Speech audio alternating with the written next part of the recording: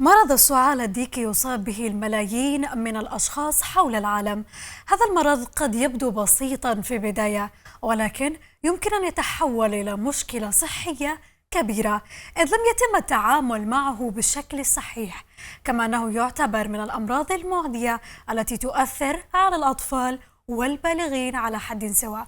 في صباحك يا عدن اليوم سنتحدث عن هذا المرض بتفاصيل أكثر، سنتعرف على الطرق الفعالة للوقاية وللعلاج. نرحب سويا معنا بالدكتور دياب محمد، أخصائي أطفال وحديثي ولادة. أهلا وسهلا فيك، صباح الخير عليك. مرحبا فيكم. صباح الخير عليك دكتور ذياب، وشكرا على تلبية الدعوة والقدوم إلى البرنامج. في البداية حابين نتكلم عن مرض السعال الديكي وكيف ينتقل هذا المرض، وبلا صح تعريف هذا المرض بشكل عام ما هو؟ في البداية أنا سعيد بتواجدي معكم الأستاذ ماهر والأستاذة هاجر. عند الحديث عن هذا المرض هو عبارة عن مرض بكتيري حاد للأسف شديد العدوى، تسببه نوع معين من البكتيريا اللي تسمى البورتوديلا أو الشاهوق. يعني طبعا من خلال اسمها يكون مزعج نوعا ما. تمام. عادة هذه البكتيريا تتواجد في المناطق الفمية أو الأنفية في الإفرازات. أيوة. جميل جدا. طيب لو نتعرف منك، يعني ما هي الأعراض الأولية التي تظهر في المرض؟ يعني كيف نتعرف بأن الشخص مصاب إلى بسعال ديكي قبل أن يظهر هذا السعال أو تظهر يعني الصوت المعروف بالسعال الديكي؟ للأسف هذه البكتيريا تمر بعدة مراحل. المرحلة الأولى والمرحلة الثانية والمرحلة الثالثة. المرحلة الأولى التي تأخذ فترة ما بين أسبوع إلى أسبوعين تمتاز بأعراض شبيهة بأعراض نزلات البرد، وهذا ما يجعلها صعبة التشخيص في المرحلة الأولى. ولكن في ظروفنا نحن في اليمن، بحكم أن هناك العديد من الأطفال الذين لم يتم تطعيمهم أو لم يتم تطعيمهم صحيحا يعني. أيوه. فمن خلال المحيط الذي يكون بجانب الأطفال نستطيع أن نميز أو نستطيع أن نخرج بخلاصة أن هذا الطفل يعاني من هذا المرض. تمتاز بوجود سعال بسيط بالإضافة إلى حمى خفيفة ونزول أو زكام خفيف. هذه المرحلة الأولى. ماذا عن المرحلة الثانية لو تطلعنا على المراحل؟ قلنا أن المرحلة الأولى تأخذ من أسبوع إلى أسبوعين، ولكن المرحلة الثانية هنا تبان يعني بشكل أوضح، حيث تبدأ بنوبات سعال حادة، أو بالأحرى نقدر نقول اختناقات. تمام. يعني نوبات سعال حادة متواصلة يعني تزيد عن 5 سعالات في المرة الواحدة. يتبعها يعني أخذ شهيق قوي. يعني من هنا أجت التسمية بالسعال الديكي. للأسف خلال هذه المرحلة التي تمتد إلى شهر إلى شهرين يعاني الطفل فيها بعد كل نوبة سعال حادة إرهاق وتعب. هذا ما يجعل الأمر يعني أكثر سوء. وفي خلال هذه المرحلة للأسف عادة يتم الذهاب إلى المستشفى وأخذ النصح والعلاج. طب دكتور دياب، هل هناك فترة معينة يتم فيها انتشار هذا المرض أم أنه متواجد طوال العام؟ يعني هل هناك ملوثات معينة؟ يعني كما تعلم مرض الكوليرا الذي شاهدنا مثلا في الفترة الأخيرة، طلعنا على تفاصيل مثلا أنه تلوث وصول مياه المجاري إلى مياه الشرب، غيرها من هذه الملوثات التي قد تكون مثلا متواجدة قد تسبب مثلا تواجد مرض الكوليرا. ما الذي قد يسبب مرض السعال الديكي، أو ما هي أبرز الأسباب لكي يوجد أو قد يصاب به الطفل؟ للأسف لا يوجد موسم معين ينشط فيه هذا البكتيريا. ولكن نعم قد تكون هناك في بعض المواسم كالصيف والخريف، ولكن قد يأتي في أي موسم في العام. المهم في الموضوع هذا هي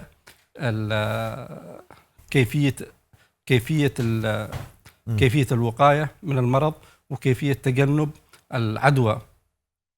حلو. طيب إذا تحدثنا عن الوقاية، كيف تكون الوقاية؟ أنت ذكرت نقطة هامة جدا، أن للأسف ليس لديه موسم معين قد نكون مثلا منتبهين فيه، فليس لدينا حل إلا الوقاية طيلة العام. كيف تتم الوقاية؟ ولو تحدد لنا هل يصاب به كل الفئات العمرية أم أنه مرتبط بفئة مثلا عمرية معينة؟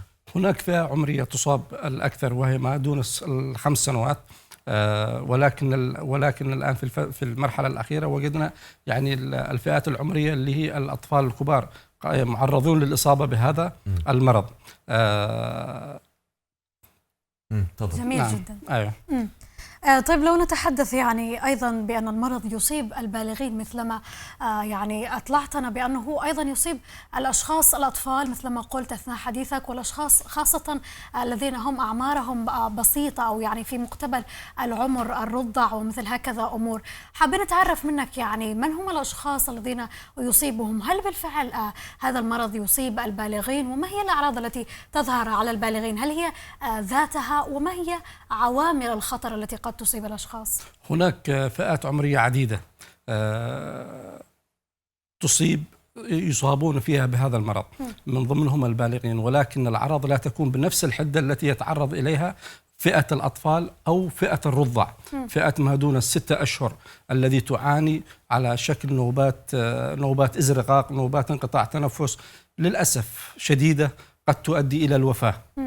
نعم. هل يعني وهنا السؤال، ما الذي قد يصل بمرض السعال الديكي لوفاة الطفل في بعض الأحيان مثل ما ذكرت؟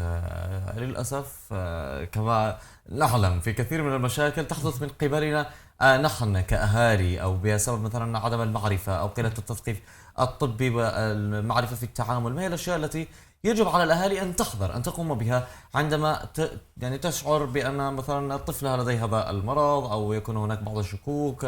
الانتباه لها بشكل عام، لم يكن مثلا لديه تطعيمات بهذا الخصوص. حدثنا. للأسف زي ما قلت لك، الفئات العمرية الأكثر تضررا من هذا المرض هي الفئات ما دون 6 أشهر. التأخر في استئناف العلاج واحدة من المشاكل التي نجدها في مستشفياتنا، بالإضافة إلى التعامل بشكل بسيط مع هذا المرض من قبل الأهالي.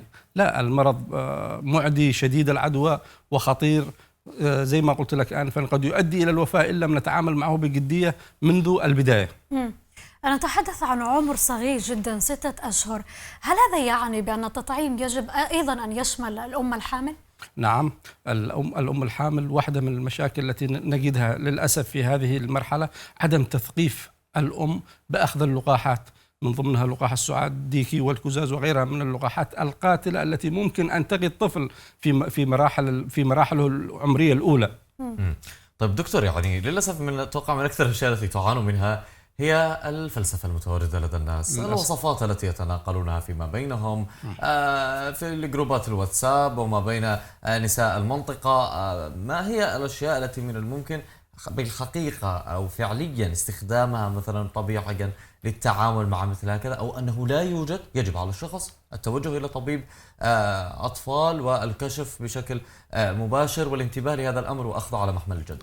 زي ما قلت أستاذ ماهر، الثقافة تلعب دور كبير، بالإضافة إلى تثقيف المجتمع من خلال السوشيال ميديا، من خلال القنوات المرئية والمسموعة بأهمية التطعيم، بأهمية تناول الموضوع بجدية أكثر.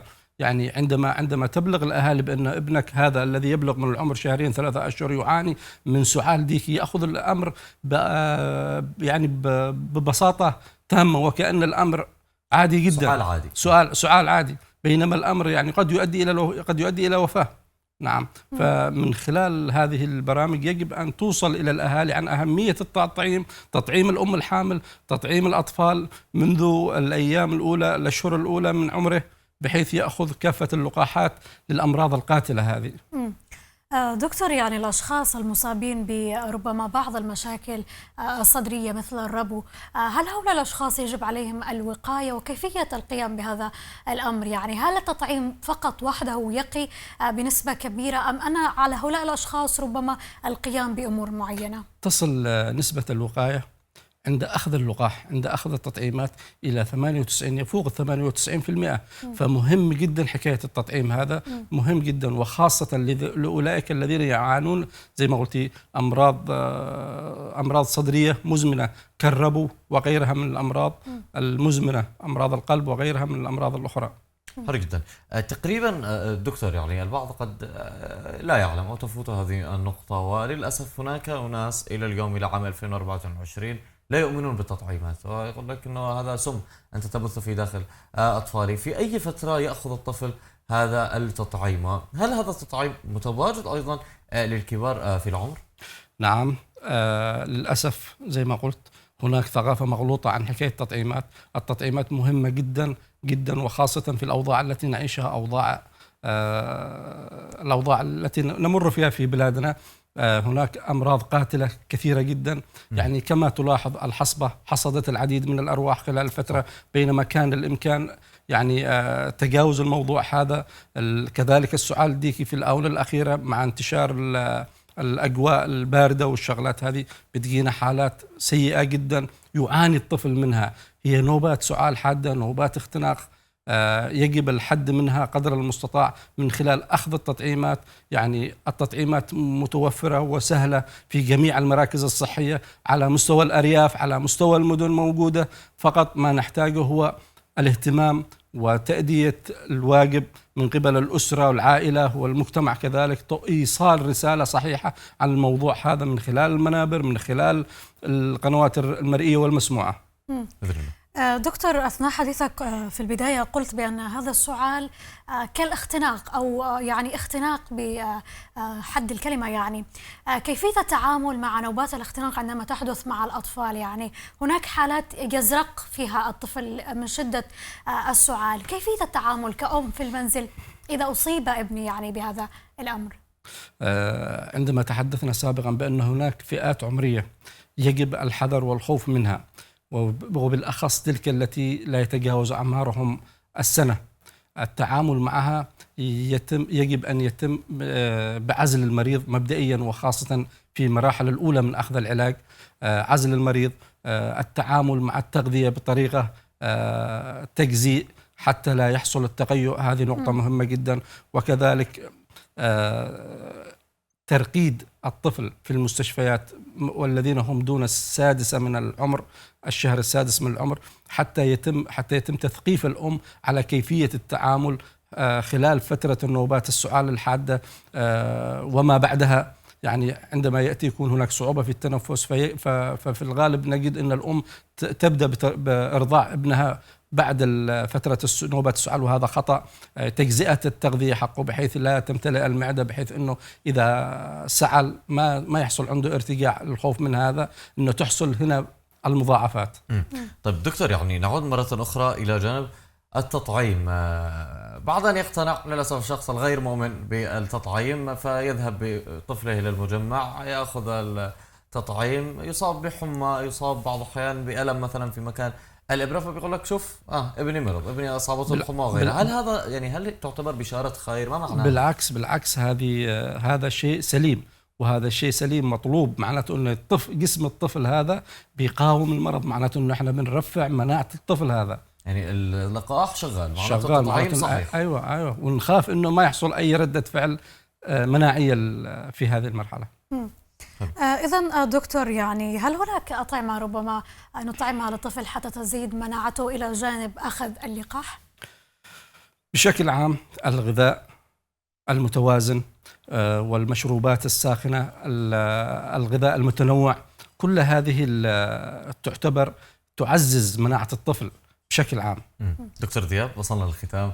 حقيقة طلعت على الكثير من المعلومات، ولكن هذه المساحة تفضل فيها ادلي لنا برسالتك الأخيرة قبل ختام البرنامج. سعيد جدا بتواجدي معكم اليوم، ومن خلال برنامجكم يعني نوجه رسالة للمجتمع